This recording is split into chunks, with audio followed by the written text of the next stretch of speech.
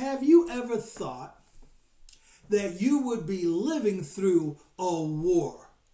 You know, the bombs, missiles, even bullets used are words. Do you remember that old rhyme we used to sing as children? Maybe I'm dating myself.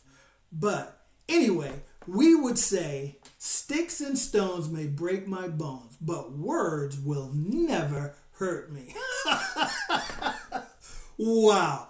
Talk about a lie from hell. There is something about the spoken word. Whether from a voice known or unknown, it can do more damage than a broken bone. I don't know about you, but when I was young, maybe about 6 or 7, I can remember my mother answering back to what I said that she did not like.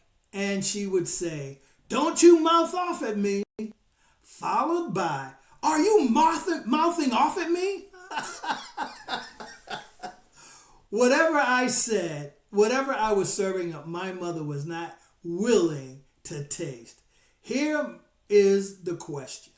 What's coming out of someone's mouth?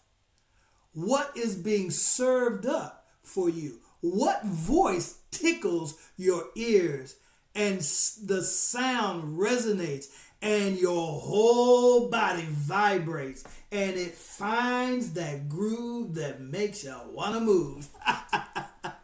Do you even ask what is being served? Is it a voice that serves up doubt, worry, fear, and uncertainty? Or does this sound serve up righteousness, peace, and joy, kingdom life? No wonder when God speaks, oh, wait a minute, hold on here. That brings up a verse. Let's go to Matthew chapter 4, verse 4. And it reads,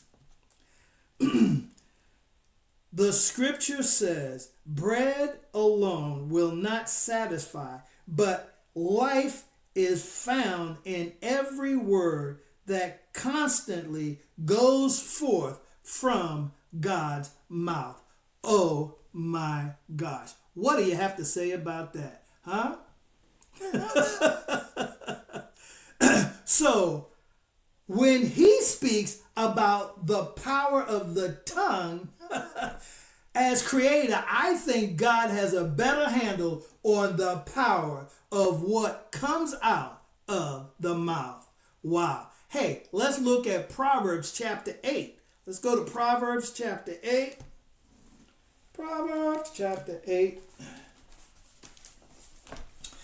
Verse 1, and it reads, can you hear the voice of wisdom from the top of the mountains of influence? She speaks into the gateways of the glorious city and the place where pathways merge.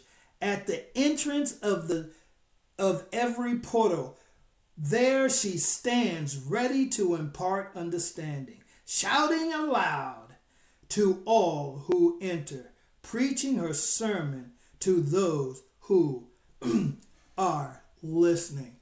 Wow, those who listen. What are the gateways here? Well, let's go to Psalm 24. Let's go back to Psalm 24.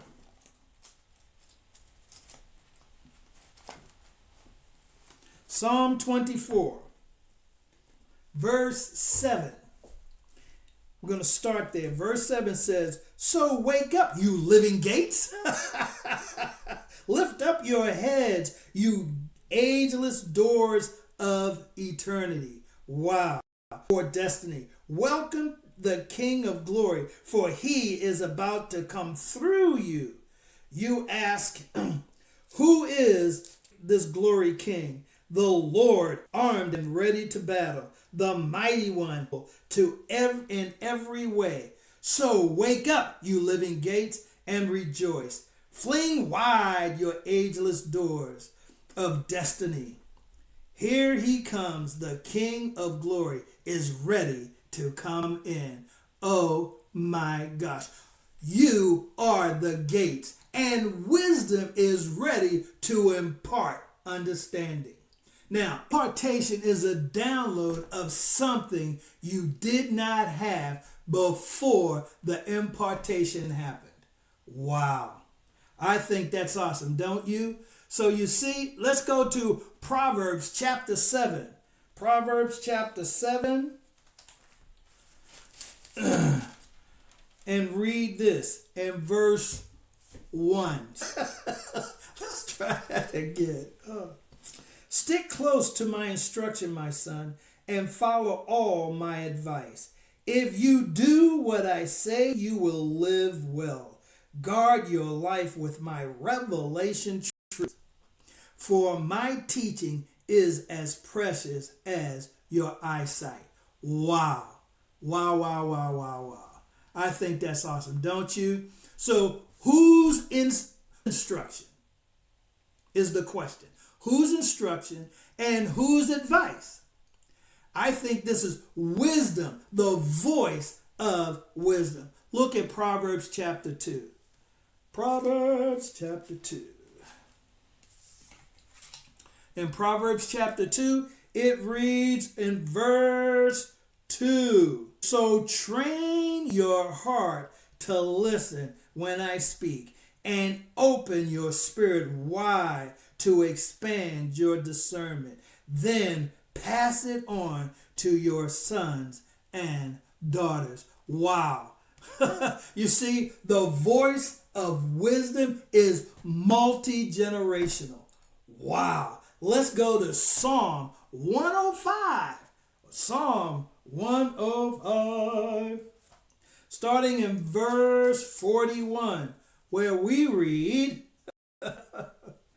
but he raises up the poor and lowly. Are you poor and lowly? Then he's talking to you. With his favor, giving them a safe place to live where no one can touch them. Wow. God will grant them a large family and bless them. The lovers of God will rejoice when they see this. Wow. Good men are glad when the evil ones are silent. Wow. When the evil ones are silent, oh my gosh. Do you know in some translations, it talks about all iniquity or all sin stops its mouth. Oh my gosh. They can't mouth off anymore. I love that. Who controls the narrative of your life? Huh? Your voice builds habitations. So who's living in your words? Well, mouth off and see who shows up. Because you know why? That's the quest that is set before you. Oh my gosh. God bless you. I love you.